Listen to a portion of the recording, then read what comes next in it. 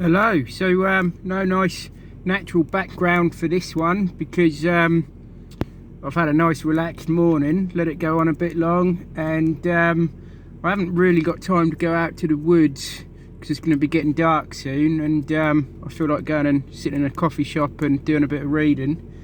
But yeah, I was just thinking about talking about what's like when your soul speaks to you and when it says no, because so for context, a couple of days ago, done some big emotional release work on some patterns of mine with a hypno/psychotherapist who I've been working with all year.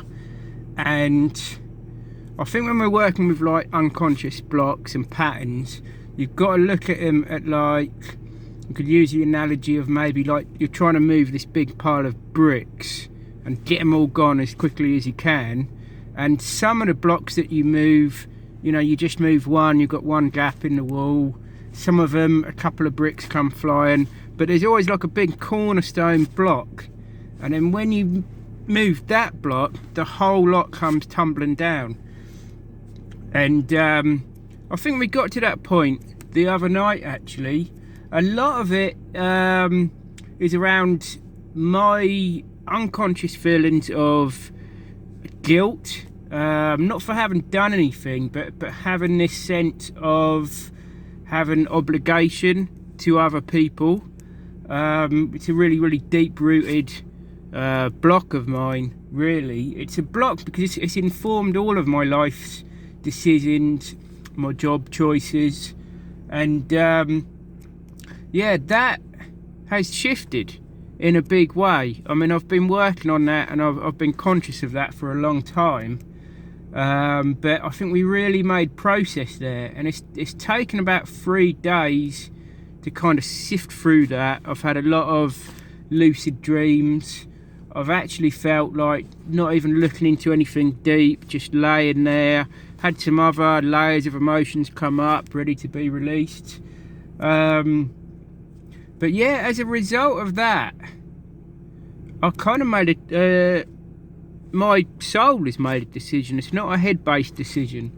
So I've been lucky probably for half of my life. I kind of have lived from the heart. I've been guided into jobs in which I've been set. You know, for me, the key thing in a job is it's not about working for money. It's about expressing my values and my passion and helping people. And I've really seen how when I follow my soul, I don't have to worry about money. You know, I've always been led and guided into where I should be.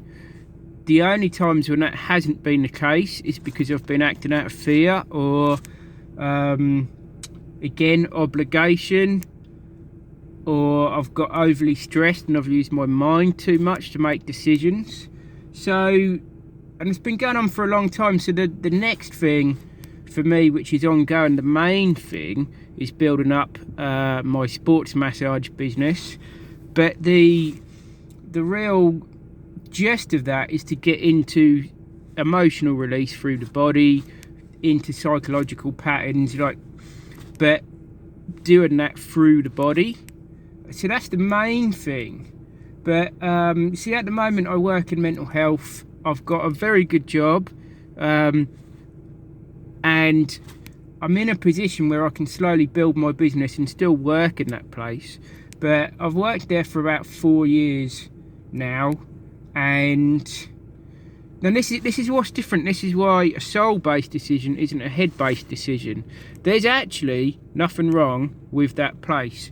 I have a lot of respect and really like my colleagues. The service users we support are great. You know, it can be like an intense place, but I'm used to the feeling of what it is when soul says no. And for a long time, probably since I've worked there, as it's actually so good, I haven't wanted to work. Haven't wanted to do any other different work other than my own business. I think some of that might be based in fear, but yeah, now I'm just at a point where soul says no. I'm not in it anymore, and I realise that you know, we're on the cusp of 2020 here, and I'm gonna have to shop around for something else that fits in with my business goals. Like I said, there's nothing wrong with the job.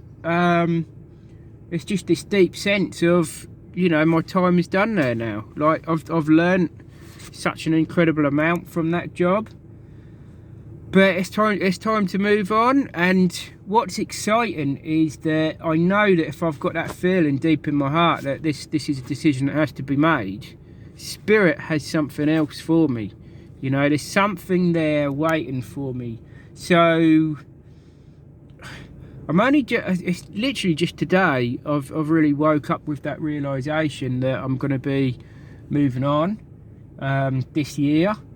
You know, it's probably been building up, like I say, not for a negative reason. It's just I'm not in it anymore. So yeah, I'm gonna have to sit with that for a few days. But for the first time, I mean, for half my working life, I've done jobs with other people, like youth and community work, learning disability work, mental health work, and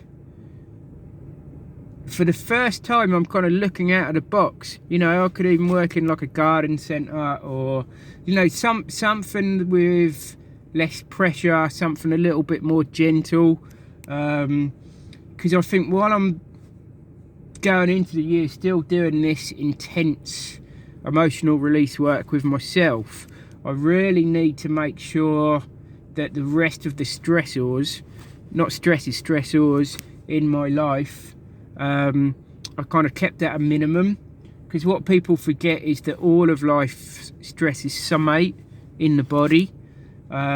This is why, you know, people that are depressed or anxious can spend the whole day at home and feel like they've had a really busy day, because an emotional stress places just as much stress on the body as a physical stress.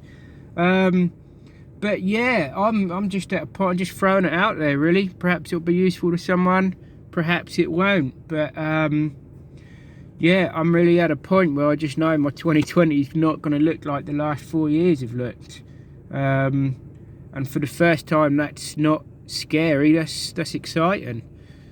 Okay, thank you.